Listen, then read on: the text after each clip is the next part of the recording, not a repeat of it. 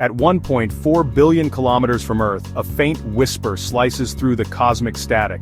The signal is weak, distorted by Saturn's magnetic field, and delayed by the endless void. But inside that whisper lies history. It is not a message from astronauts. It is not even from human hands at all. It is from Aurora, humanity's first fully autonomous deep space mission. A spacecraft designed to act, decide, and survive without direct human control. Aurora has just landed on Titan, Saturn's largest moon, and with that single pulse of data, the greatest leap in robotic exploration has begun. Unlike rovers on Mars or satellites orbiting Earth, Aurora is not waiting for commands. By the time Earth says turn left, Titan has already rotated. By the time we say brake, Aurora could already be destroyed. So this time, we let the machine think for itself. This is not science fiction. This is the dawn of an entirely new kind of exploration powered by artificial intelligence.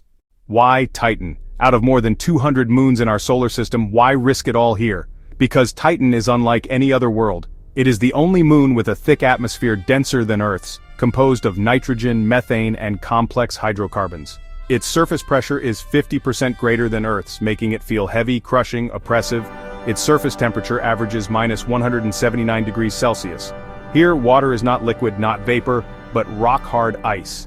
Yet Titan has lakes, rivers, and seas, not of water but of liquid methane and ethane, alien oceans stretching for hundreds of kilometers.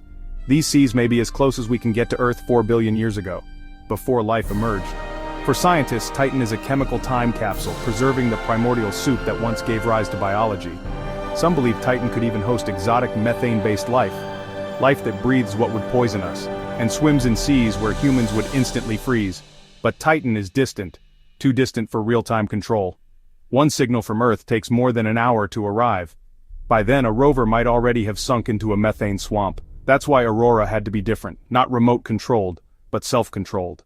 Aurora was not built like other probes. It was built like a mind. At its heart, Aurora carries a neural decision engine, trained on billions of hours of simulated Titan conditions, storm models, methane currents, geological landscapes. It learned to recognize danger. Methane geysers, cryovolcanic ice plumes, quicksand-like hydrocarbon dunes, and it learned not just to react, but to anticipate. Aurora's architecture had three main systems. First, the orbiter relay, circling Titan to beam Aurora's findings home. Second, the lander, armored for descent, equipped with seismic sensors, atmospheric analyzers, and cameras to map the alien shore. And third, the submersible drone, humanity's first robotic submarine designed to plunge beneath Titan's methane seas, map their depths, and search for chemical signatures of life. But here was the radical step. Aurora's mission profile was not hard-coded. It was flexible. It could rewrite its own priorities. If it found something scientifically valuable, it could stay longer, reroute power, sacrifice secondary objectives to protect the primary. This was not a robot. This was the first extraterrestrial partner. To reach Titan, Aurora had to endure a 7-year odyssey. Launched atop a heavy-lift rocket, it slingshotted past Earth, then Venus, then Jupiter. Each maneuver bending space-time to steal gravity's momentum. But unlike past missions, Aurora did not blindly follow a preset trajectory. Its AI recalculated constantly, nudging thrusters by milliseconds, trimming flight paths by fractions of a degree. Over 7 years, these micro-adjustments shaved off months of travel time and conserved hundreds of kilograms of precious fuel.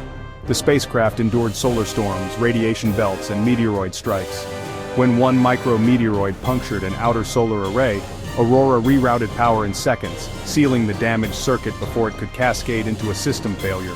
For 7 years it flew in silence, alone, watching, learning, until Saturn finally rose in its forward cameras, a pale giant ringed in gold.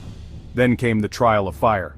Aurora slammed into Titan's hazy skies at over 20,000 kilometers per hour. Its heat shield glowed, then burned, then peeled away as plasma engulfed the capsule. No human could control the descent with this much precision. The AI adjusted its angle of attack by just 2 degrees to keep the balance between survival and disaster. At 20 kilometers above the surface, supersonic parachutes deployed. Then, guided by radar altimeters and optical navigation, the AI steered the lander toward its target, the dark shoreline of Kraken Mare, Titan's largest sea. At last, landing legs extended, and Aurora touched down, softly, on an alien beach. The final approach was the most dangerous. Aurora's lander separated from the orbiter and plunged into Titan's thick haze at over 20,000 kilometers per hour, its heat shield vaporized in fire. Plasma waves engulfed it.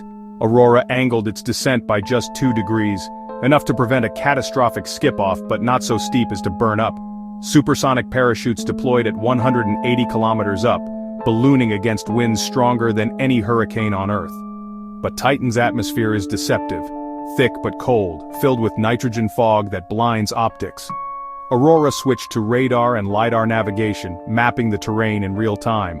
It found what scientists had hoped for: the shoreline of Kraken Mare, Titan's largest sea. Aurora chose the safest landing zone itself, no waiting for Earth to decide. Aurora's submersible switched on its lights, piercing the alien waters.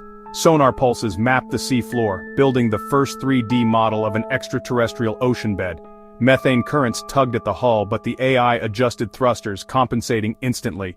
The water, thicker than Earth's seas, tested every calculation. Then, the first discovery: strange ridges rising in geometric patterns from the seabed. Were they formed by cryovolcanic eruptions, or something even stranger? Aurora logged the anomaly, chose to investigate, and pressed deeper. The sky glowed orange, tinted by organic haze. Mountains of solid water ice rose on the horizon, and just beyond, the lapping waves of a black alien ocean. Aurora's instruments confirmed.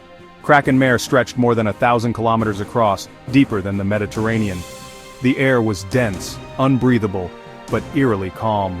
The ground crunched like frozen gravel beneath its landing pads. Aurora did not pause. A hatch opened. From its belly, the submersible drone deployed. A machine built for a single purpose: to swim where no human ever could. The AI now faced a choice: retreat immediately or stay 4 more minutes to complete its mapping scan. A pre-programmed probe would have retreated, but Aurora stayed. 4 more minutes under alien seas, 4 more minutes of data that would change science forever. With its mission complete, Aurora ascended through the storm, its systems strained, buffeted by methane winds. Breaking the surface, it deployed its antenna and fired a transmission to the orbiting relay, a single burst of radio energy, carrying gigabytes of scans, images, and chemical data, began its hour-long journey home across the solar system. Back on Earth, scientists waited in silence. Then, slowly, the first frames appeared: sonar maps, methane chemistry reports, images of Titan's alien ridges. Aurora had survived, and it had delivered. As the submersible slid into the methane waves, sensors recorded a chilling fact. The liquid was denser than water, more viscous, more alien. Its thrusters hummed, adjusting pitch and buoyancy with constant AI feedback.